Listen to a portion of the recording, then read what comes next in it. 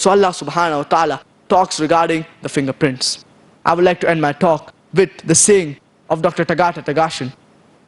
Dr. Tagata Tagashin, he was shocked regarding what the glorious Quran talks about pain receptors. And we know that besides the brain, even the pain receptors, they are responsible for pain. That's the reason when a patient with a burn comes to a doctor, the doctor pricks a pin. And if the patient feels pain, the doctor is happy. It's a superficial burn.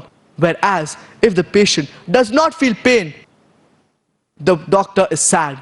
It's a deep burn. The pain receptors have been damaged. Allah subhanahu wa ta'ala says in Surah Nisa, chapter number 4, verse number 56. إِنَّ الَّذِينَ كَفَرُوا بِآيَاتِنَا سَوْفَ نُصْلِيهِمْ نَارًا كُلَّمَا نُزِلَتْ جُلُودُهُمْ بَدَّلْنَاهُمْ جُلُودًا غَيْرَهَا لِيَذُوقُوا الْعَذَابَ. As for those who reject our signs, we shall cast them into the fire, and as often as their skins are roasted, we shall give them fresh skins so that they shall feel the pain. Allah subhanahu wa ta'ala says, as to those who reject our signs, we shall cast them into the fire, and as often as their skins are roasted, we shall give them fresh skins so that they shall feel the pain. Allah subhanahu wa ta'ala talks regarding the pain receptors. So, Dr. Tagata Tagashin, he said that how can a book being written 1400 years ago talk about pain receptors? It has to be from Almighty God.